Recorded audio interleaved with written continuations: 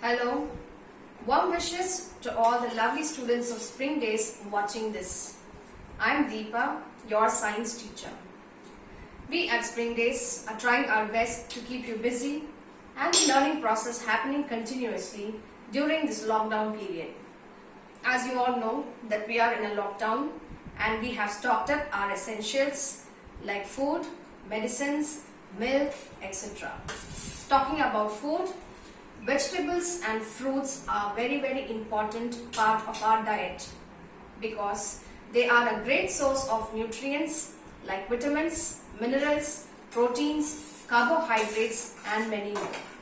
So today I am going to share some techniques and some simple tips on how to keep our vegetables fresh for a very long period of time in our refrigerator. Now keeping our vegetables fresh is very important so that they don't lose their nutritional value. So by following these techniques to preserve your vegetables for a long time, what we are doing is we are reducing the number of times we go out to purchase our vegetables and fruits. So when we reduce the number of times we go out, we are also reducing the chances of us getting an infection. So children, your work now is to watch this video thoroughly and jot down the different techniques and tips on how to store your vegetables for a long time, and you will go back to your parents and you will explain them to keep the vegetables fresh. So first let me start off with this. Can you identify what is this? Yes, you're right. This is coriander leaves. Now, coriander leaves are a great source of fiber, vitamin C, vitamin K and whole lot of other nutrients. And what does your mummy use this for? Can you tell me? Yes, your mother uses this to garnish on variety of dishes, as well as maybe she will use it to make a very spicy chutney out of this. So I will share you 3 different techniques on how to keep your coriander fresh for a long time. First, we need to take off the roots from the leaves. And the first technique I am going to use is take a bowl of water and add some turmeric powder to it. Now turmeric powder is a great antiseptic agent. It will also help to kill many different kind of germs. And I am going to soak this coriander leaves in this for about 30 minutes. So let it rest for about 30 minutes. And after that what we do is we need to take them out and dry them.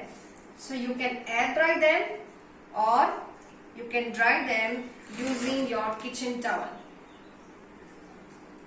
And you do it this way.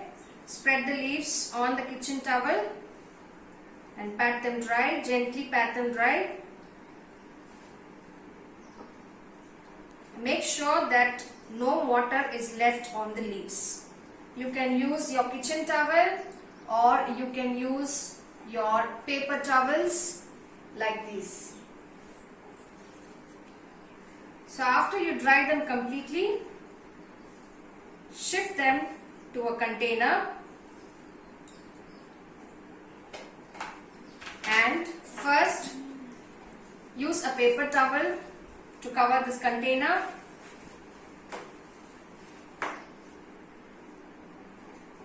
Put your coriander leaves, cover it up with another layer of paper towel and then close the lid. And this can go into your refrigerator and your corianders will stay fresh for almost a week. Now the second method of storing coriander is the same as the previous one. You just wash the leaves with some plain water and immediately you transfer into a container like this.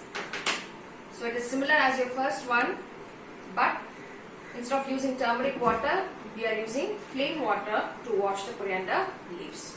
Now moving on to the third method.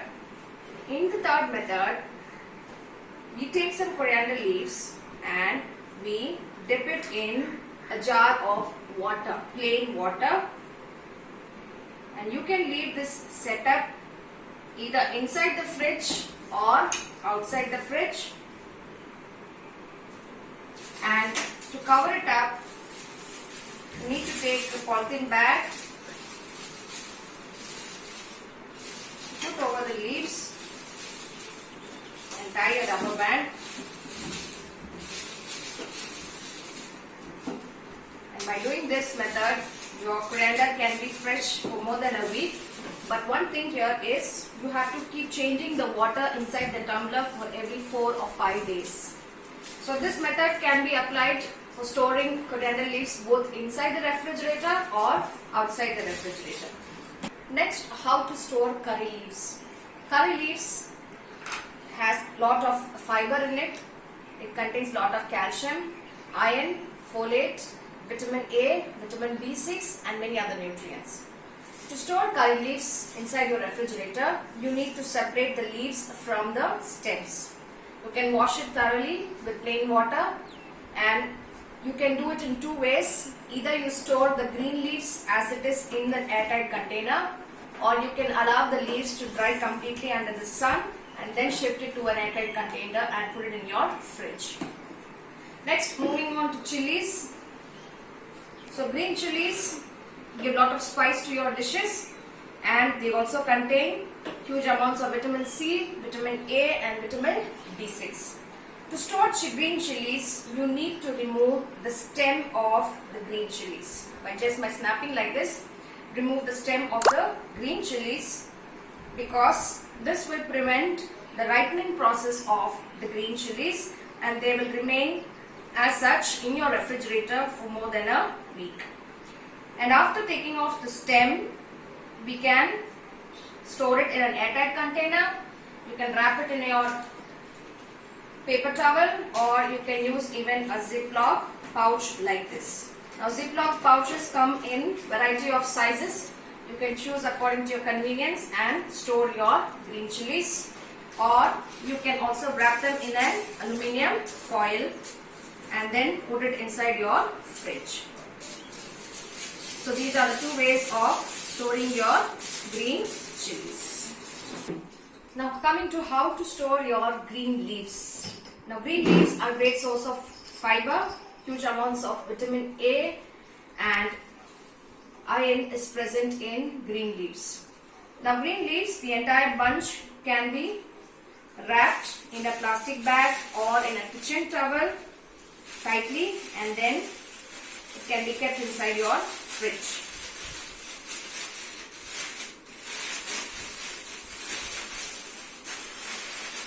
If you want, you can use a rubber band to do this process. Next, I'll show you how to store carrots. I know carrots are everybody's favorite because they have huge amounts of vitamin A, which is very, very good for your eyes. Carrots can be taken inside a bowl and pour some water in it.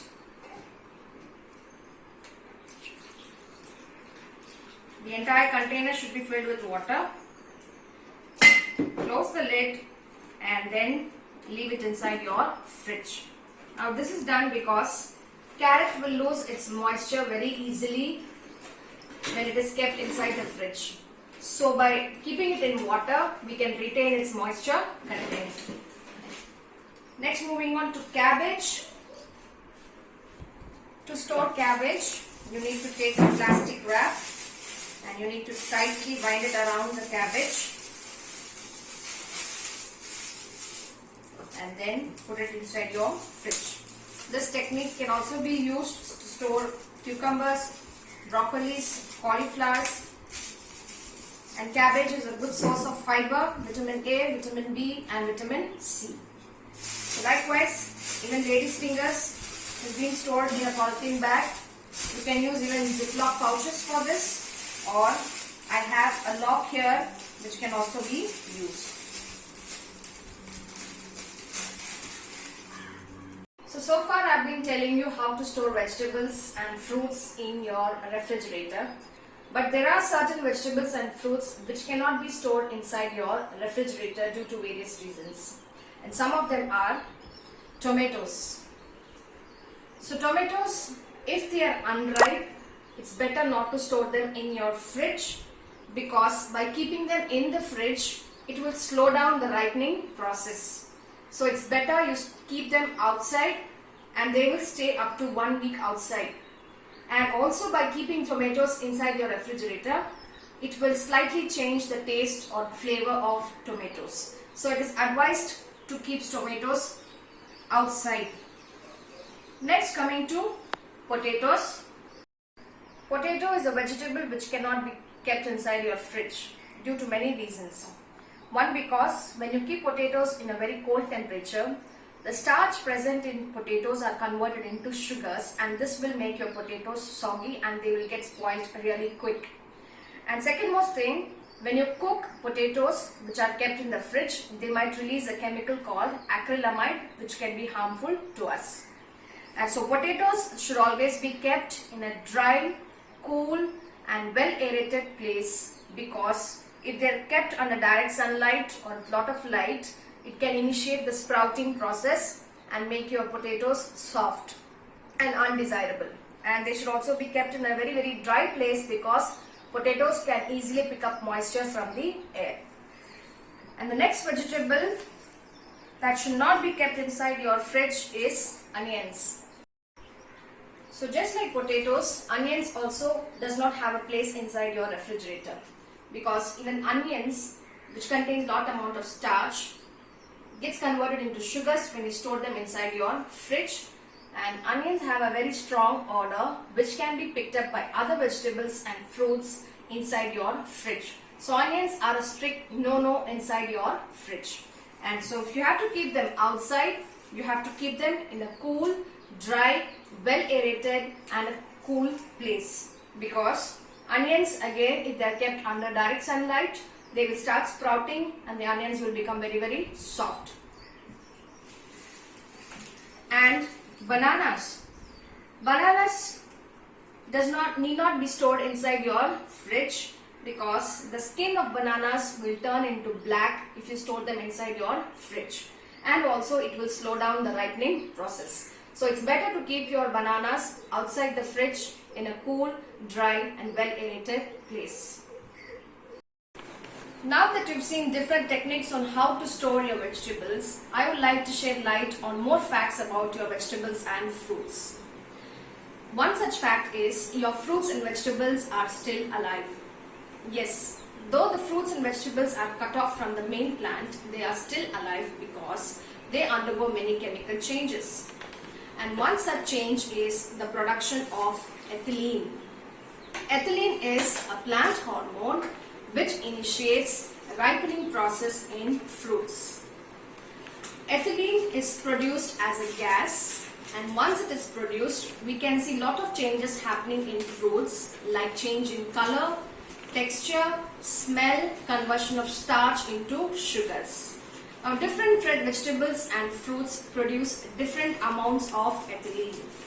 Based on this, we have two groups of vegetables and fruits.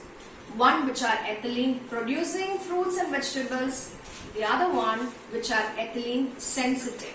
Yes, ethylene sensitive means these fruits and vegetables undergo drastic changes due to the presence of ethylene, which are not favorable to us. Now, coming to ethylene producing, we have a whole lot of fruits which come under this group. We have apple, dried bananas, grapes, mango, pear, potatoes, tomatoes and many more fruits. And coming under ethylene sensitive groups, we have unripe bananas, cabbage, cauliflower, sprouts, green leaves, carrots, brinjal, garlic, cucumber and many more vegetables. So now that you know which are the ethylene producing and ethylene sensitive fruits, storing these fruits separately is very important, because for example, you are keeping your potatoes near onions. Now, potato is an ethylene producing vegetable and onion is an ethylene sensitive vegetable. So what happens as potato slowly starts producing ethylene gas, it has an effect on the texture, color and taste of onion, which is not desirable for us. So potatoes and onions should be stored separately, maybe in two different shelves or in two different containers in your kitchen.